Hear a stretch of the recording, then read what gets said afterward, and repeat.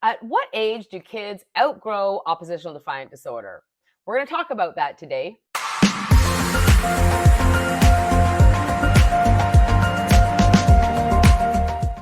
Now, as a mom raising an oppositional defiant disorder child at the age of 6, wouldn't it be nice if they just magically woke up one day and it was just gone and they were cooperative, friendly, kind, and grateful? Unfortunately, that's just not going to happen. But we do have some good news and some hope for you and some tips on how to help your child get to the other side. We're Bonnie and Thomas Leota. Yes, and we help parents raising the most disruptive and defiant children raise the most happy, healthy, and cooperative kids around. So make sure if you get something out of this video to like and subscribe to our channel. Now, the truth is that when a baby is born, it's born knowing absolutely nothing of how the world works, and it must be taught everything from how to nurse to start, how to crawl, how to walk, how to hold a fork, how to talk. Everything that your child does or wants to do in the future must be learned. So how old do they need to be to outgrow? Well, it's going to take a little bit of time, but there's definitely not a magic age. They're just going to wake up at being 12 and know how to make their bed or drive a car. So you don't have to just survive to a certain point. But we might have to undo some old habits, or better yet, start some new ones, because ODD, oppositionally defiant disorder, is really just that little genius inside wanting, asking, and pleading, when can I have a turn? So when do they outgrow it? Well, what if it could be as simple as a starting point of, I see something I don't like, switch it around to go, I see a little genius who's just been embracing his own uniqueness. And that can be the starting point of when they outgrow it, starting today. Yes. What if they were just showing us and they wanted a turn, and we started to believe that they could learn? You're a poet. Did you know you just made a poem there? No.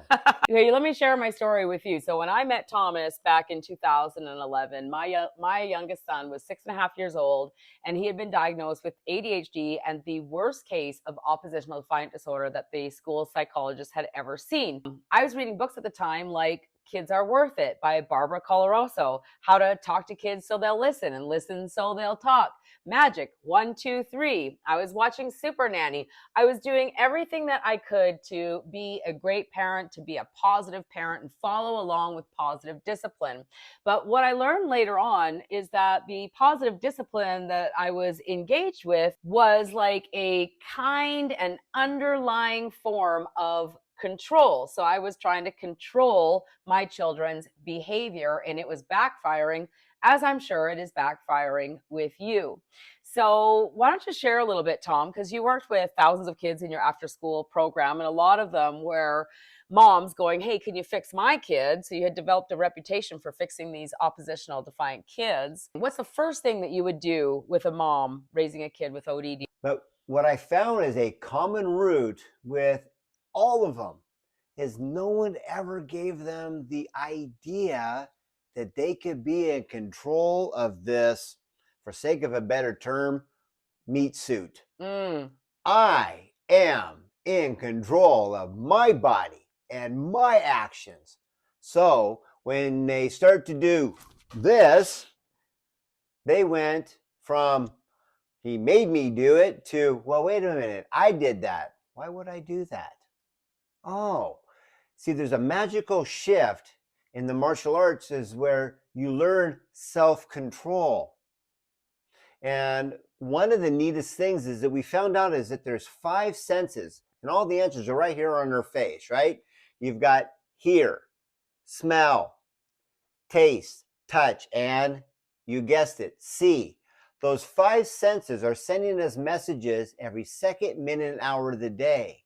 So our kids, when we first were in class, we would let them know it's a game. We would have right hand make a fist, left hand is open. We put it in our lap, back was straight. We'd down our head just a little bit and close our eyes and just kind of breathe in through our nose and out through our mouth. Who did that? I'm doing that. And then all of a sudden, the itch would start. And we were like, yeah, that's okay. We want to validate it. Yep, I feel that itch. And you're next. Because right now, I am in control of my body and my actions. Yeah. And I have 30 more seconds to do what we called was a Taekwondo statue. I'm going to remain still like a statue for 10, 20, 30 seconds just to start. Pretty soon they could do it for 5 hours. I mean, 5 minutes. Then we built up to that later. But you're getting the point to where instead of having the itch who came out of nowhere and just butt in line, like after recess, cut in line for the drinking fountain, validated it, and then can say, you're next. So the magic of self-control would be is learning this, then that. It would allow the disorder to start to have a sequence, almost like the alphabet soup could spell out the alphabet. It's going from disorder to order, and we started right there. Now, just last week, we did a video called How Can I Help My Child Overcome ODD? And you can get that by clicking over here right now. But what Thomas is saying is we've been taught through authoritative parenting, call it conscious parenting, gentle parenting, positive parenting, they're balanced parenting. They're all based on the same root, which is the parent sets the rules, makes the boundaries. We walk into a room, we see something we don't like, and we come in with some sort of consequence or punishment. Be as nice or as mean as you want to be. That is still a form of control. So if you are in control of your child's behavior, they have no sense of self-control. They have no sense of, I'm someone who's a creator to make stuff happen in my life. They really feel like they can't do or be anything without you. And that causes their little spirit to feel unworthy, unseen, unheard, and very easily agitated and upset. It's like the only way that they can express what's going on inside of their spirit is to explode in angry outbursts. So will they outgrow ODD? No, it will never happen. I'm sure you've seen grown-ups in customer service departments at the mall having grown-up temper tantrums, okay? It turns into something called conduct disorder. It turns into something called drug addiction, alcoholism. It turns into something called jail time. They become criminals if they continue to be oppositional to society. Is it your fault? No. We've been kind of trained in a certain way. I do believe that everybody's done the best they can with what they know. But today's experts outside of Creating Champions for Life have no idea about guiding behavior versus punishment. Now, if you like what you've seen here today and you want to know more, over on the right-hand side, you're going to see a couple more videos that you can engage with right away. On the bottom on the right-hand side, it's how to discipline and motivate a child with oppositional defiant disorder. And the video up top is actually a playlist called Parenting ODD and Beyond, Our Personal Story. So you can learn more about Thomas and I, where we came from, where Creating Champions for Life came from, and how to help an oppositionally defiant child outgrow it and into a champion for life. So until we meet again, here's to your parenting success. Cheers. Bye for now.